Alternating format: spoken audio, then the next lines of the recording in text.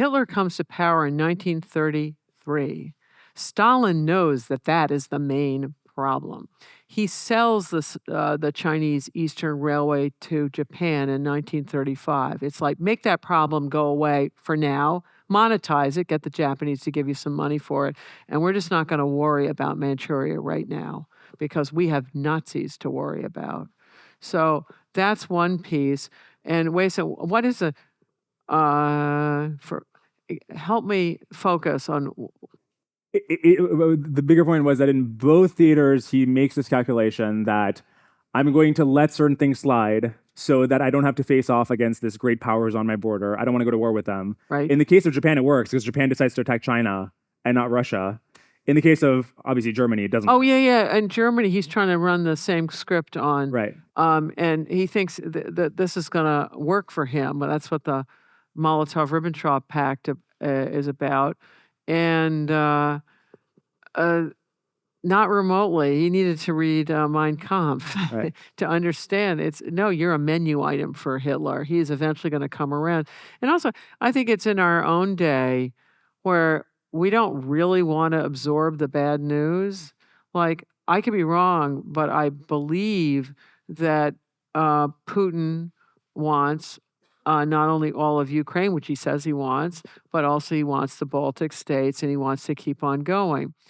And so this is profoundly bad news because if that's the case, then it means for Europeans at least, they're going to have to be diverting all kinds of resources to this problem, which is something they don't want to do, right? Because like us, they're indebted too, and there are other things they would prefer to spend their money on. And we don't like the bad news that actually this is where we're at.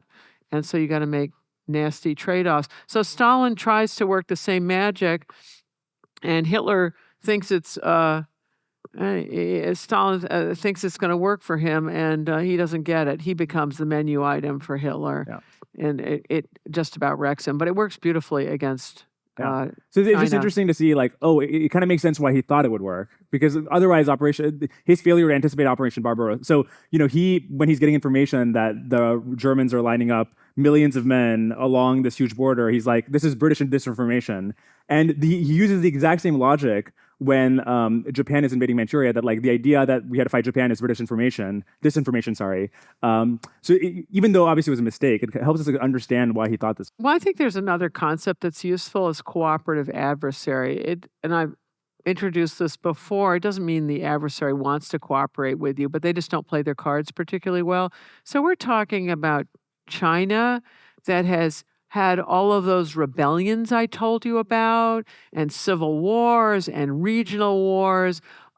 It doesn't have these strong government institutions. So it is much easier to script write a place like that, to have them do things that are antithetical to their interests. So you got a cooperative adversary. Chinese aren't trying to cooperate, but from a Russian point of view, they might be a cooperative adversary versus Hitler. Whereas Germany has all kinds of institutions and all kinds of well-educated people. And so that hoodwinking Hitler is going to be much more difficult than whoever he's dealing with in China in this period. If you enjoyed this clip, you can watch the full episode here and subscribe for more clips. Thanks.